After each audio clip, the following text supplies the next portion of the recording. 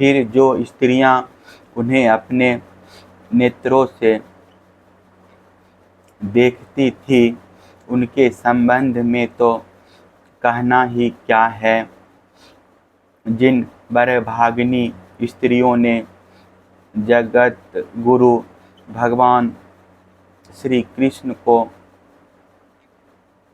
अपना पति मानकर परम प्रेम से उनके चरण कमलों को सहलाया, उन्हें नहलाया धुलाया, खिलाया पिलाया, तरह तरह से उनकी सेवा की, उनकी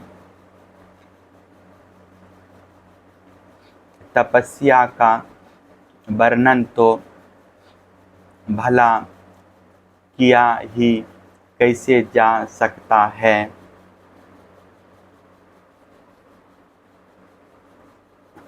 परीक्षित, भगवान श्री कृष्ण सत्य पुरुषों के एकमात्र आश्रय हैं। उन्होंने वेदोक्त धर्म का बार बार आचरण करके लोगों को यह बात दिखला दी कि घर ही धर्म अर्थ और काम साधना का स्थान है। इसीलिए वे गृहस्थोचित श्रेष्ठ धर्म का आश्रय लेकर व्यवहार कर रहे थे। परीक्षित, मैं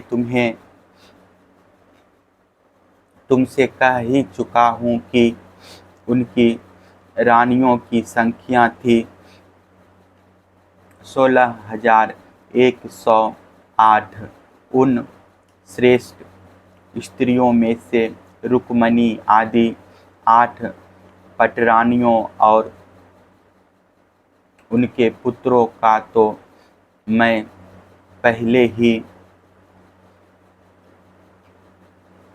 क्रम से वर्णन कर चुका हूँ। उनके अतिरिक्त भगवान श्री कृष्ण की और जितनी पत्नियां थीं उनसे भी प्रत्येक के 10-10 पुत्र उत्पन्न किए।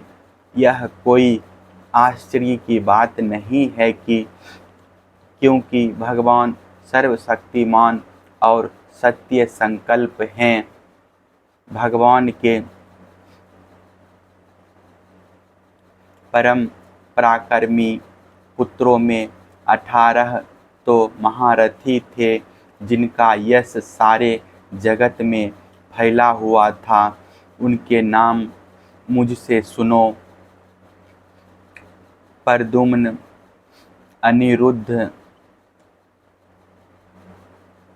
दीप्तिमान, भानु, सांब, मधु, वृषभानु, चित्रभानु, टक, अरुण, पुष्पक, वेदबाहु, सुतदेव, सुनंदन, चित्रबाहु, विरूप, कवि और न्यायग्रोध।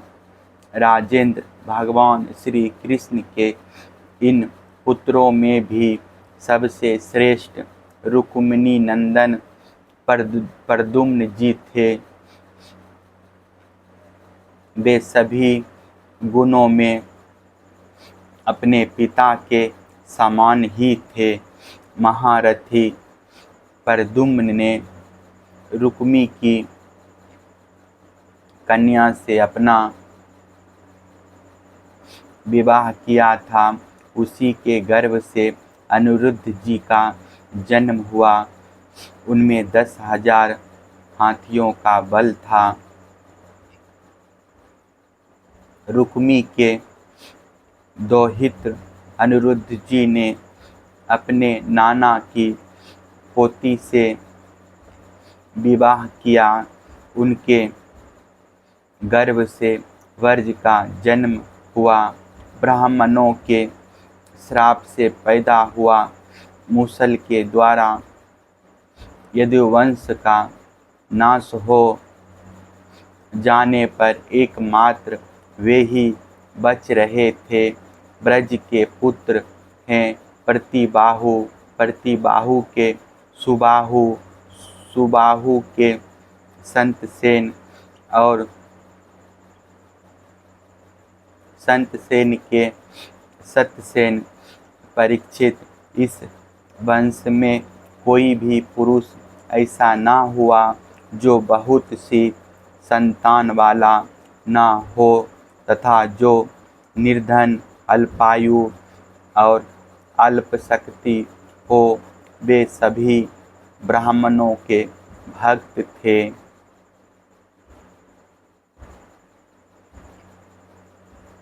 परीक्षित, यदुवंश में ऐसे ऐसे यशस्वी और पराक्रमी पुरुष हुए हैं जिनकी गिनती भी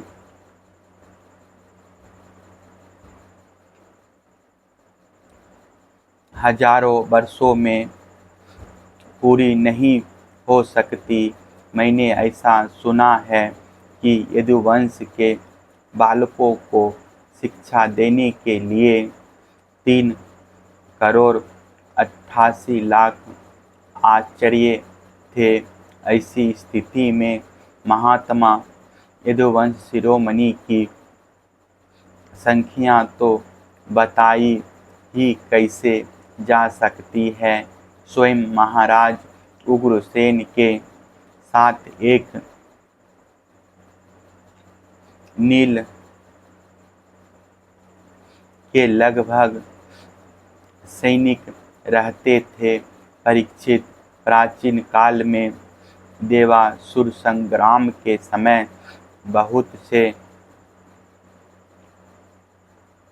भयंकर असुर मारे गए थे।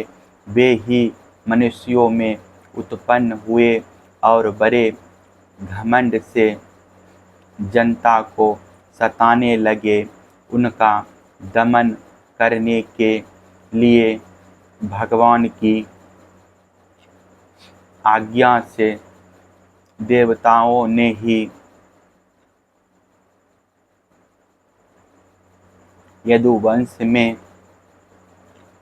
अवतार लिया था। परीक्षित, उनके कुलों की संख्या 101 थी।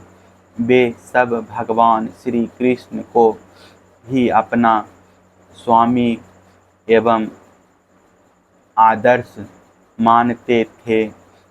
जो यदुवंशी उनके अनुयायी थे, उनकी सब प्रकार से उन्नति हुई।